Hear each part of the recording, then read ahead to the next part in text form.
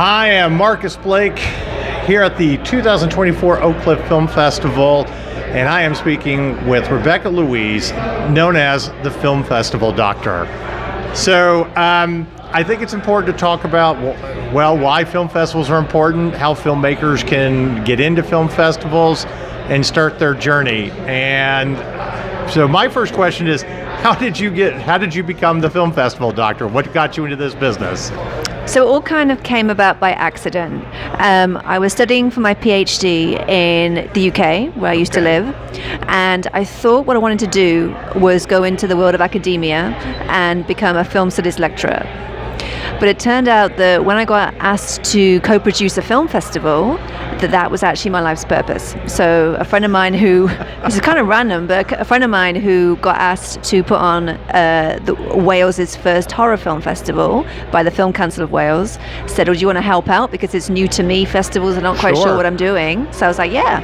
And then that hobby was actually something I loved doing. I love programming. I love putting on a festival with the team. And then there was a gap in the market that when I asked filmmakers what they liked and disliked about film festivals, they all said the same thing. We love film festivals, but we actually don't know who to ask to help us get our films into festivals. Right. We're just going on without a box back in the day and then seeing what happens. I thought, well, there's a gap to fill, and I think I can fill this because I'm getting knowledge now of how to do this whole kind of thing. And then I set my company up, the Film Festival Doctor, in 2010. Okay, all right. So never quite, did you go back and finish the PhD or? I did. So, literally on the day I handed in my PhD, on that morning, I got in my car and then I drove to London, moved to London and set my company up officially in London. Okay. Just to make sure that you at least finished one task and then you moved on. Okay. Exactly. Yeah. I mean, I don't think there's anything wrong with saying this isn't for me and when you find your life's purpose. But of course. But I think that's interesting that you were finishing a PhD and here you are. Exactly. So, yeah. And you are actually a real doctor. I am, yes. Unlike Dr. Phil, who pretends to be a doctor, but that's a whole nother sad tale. All right. Our outlet has been interviewing filmmakers from film festivals for over a decade now, and it's a great place to start, when you don't really know what your film is going to be, especially if it's a short, and to see, what's going to end up with that film. What do you feel like is the biggest struggle for any filmmaker dealing with film festivals? I think rejection is the biggest thing, because of course. When a rejection comes in, sometimes filmmakers can take it really personally, or sometimes they can take it in a way where it's very professional. It just really depends. So I've found that recently is a lot of filmmakers who get rejection is they either take it as a very emotional kind of response, and then they get upset and they feel that people don't like their film and take it personally. The key thing is to never take it personally. The key thing to do is to always remember that it might be a case that they loved the movie but they couldn't find anywhere to fit it in. So that actually leads me on to the most important thing is that you must always have a strategy, because sometimes rejection will come in by not sending it to the right kinds of film festivals that would like the film. Right. So it's the bottom line is always have a very streamlined and focused plan. Well, I think that's the biggest misconception is, people think that film festivals are very general, and that's not the case. Some film festivals are very specific in what they're looking for. Yes. And your film may not fit in that film festival, and that's okay. Of course. There's going to be another festival that will accommodate it. It's not going to... Sometimes filmmakers get upset. It's like, well, surely it would be right for Sundance and Slamdance. It might not be at all. And then if there's no audience for the film at that festival, no one's going to want to see it. Again, I think another misconception is you look at Kevin Smith, who started his journey, and Clerks became the darling of the 1994 film Sundance 30 years ago. But that doesn't mean Clerks would have ended up in every other film festival. I mean, true. You're not going to always see that with Sundance, especially with how it used to be compared to what people are looking for now. Oh yeah, absolutely. Because Clerks is obviously a classic, and everyone thought after Clerks they could make a film like that and get into Sundance. But there's many different ways that films get into Sundance, and it's not just having to make a film like Clerks again. And then films that wannabe like clicks that don't come out the right way, don't get into any festivals. Right. So what's the first question you ask a filmmaker when they come to you and they have a film and they're trying to get into film festivals? First thing I like to ask them is, what are your goals? What do you want to achieve from the festival circuit with your film specifically? Right. If their goals are realistic and their film can help them achieve those goals, then that's when I like to work with them, because everyone's in alignment. Right. If they aren't able to accept that the film is not what those kind of festivals are looking for, then it's going to be hard to take it on if they're not able to be flexible and open to other types of festivals that will be able to look after the film and accommodate it. I'm sure you come across filmmakers that they're not done yet. They're trying to figure out what they want to do, but they know what you do. So it's like I can reach out to Rebekah. But do you feel like for some that it may be easier to start with the short, the concept film, to see what the reaction is going to be and where you go from there? Yes, because actually sometimes with shorts, you can make those mistakes and learn from them. Right. And the next short will be stronger, and then you can then probably at that point do a feature film. So I always encourage shorts, but it needs to be a short film that does have a message and a point to it. Right. And not just making it for fun or the hell of it, and not be able to make an impact both narratively and visually. Right. Well, I'm going to name drop two of my favorite off-the-wall comedies that started out as a short. The first one is Texas's own Bottle Rocket. Yes. It was a student short. Yep. And, thank God they got enough money to make a great feature that turned into something wonderful.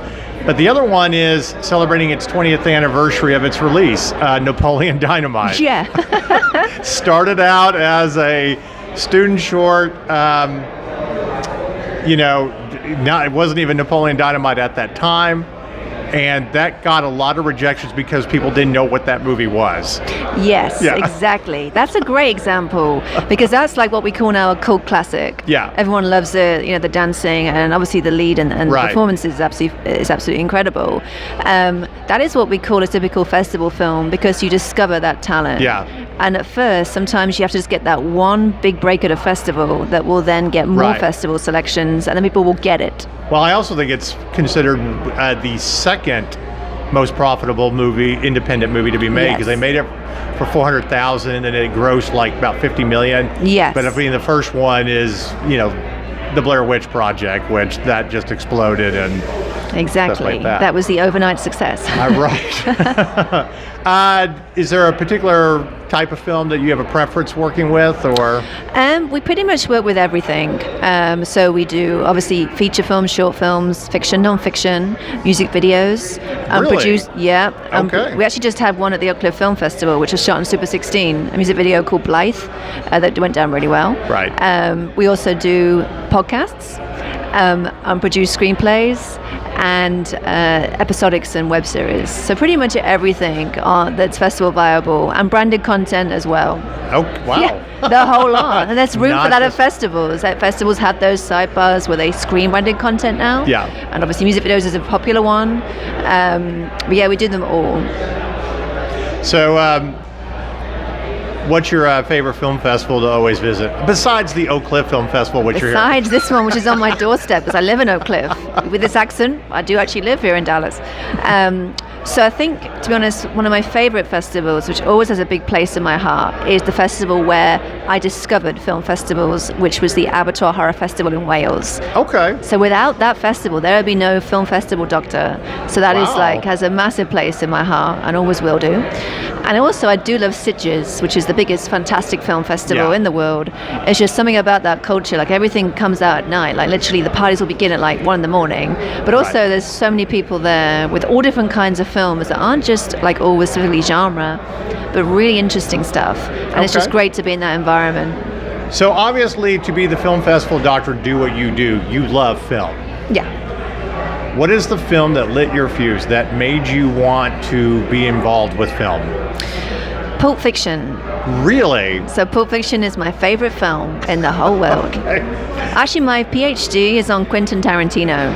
Really? So the PhD looks at, analyzes the emotional responses that his fan base have to his films, and it assesses if the way they react is how people believe that academia people react. And it's interesting because a lot that you learn from that with his fan base. So, I feel like that's a film school textbook in the making, right there. Pretty much. I was actually asked to like turn it into a book, but that's when literally at that point I was in my car driving to London, so so I couldn't do that. Great name drop, celebrating the 30th anniversary of that iconic film. Yes. So that's great. Yes. Pulp Fiction. That's a great one to inspire filmmakers. Yes. Another indie filmmaker who hit it big. All right. So we come to our famous nerdy question that we ask filmmakers, producers, film festival doctors. Here you go. If you could have a superpower or even a weapon from the nerd universe to fight the forces of evil, or both, what would you choose? I'd say for that, being invisible. Okay. So that way I could then, when evil comes, I could just turn myself, like, get myself invisible, and nobody will know that I'm there. Then I could help them by, like, maybe knocking them around the head. So that nobody would see me. They wouldn't know where I was. I think that would also be a great talent when executives are discussing finances for films you're working on. I think that would be really good, yeah. It's not technically insider information if you're invisible. Exactly. So that's true. But that would be probably the best, because that way no one knows it's me, because I'd be invisible. All right. So we're all about shameless plugs here. Where can they where can they contact you? What's your website? The website is thefilmfestivaldoctor.com. Okay. And Instagram is at Rebekah Film Doctor. Okay. Yep. Awesome. Yep. All right, me. great. Thank you, Rebekah, for speaking with us and talking about the process of getting into film festivals and what people need to do. And thank God there's people like you that can actually help filmmakers that don't know what they're doing. Yeah. It's okay to admit you don't know what you're doing. That's why you talk to experts. Exactly. Don't be shy and don't be scared, because when you come to me, I give you the right kind of plan to get into festivals to get the right results for your film. So it's all about you and your film. Great. Fantastic. Well, thank you for interviewing with us. Thank you. It was great.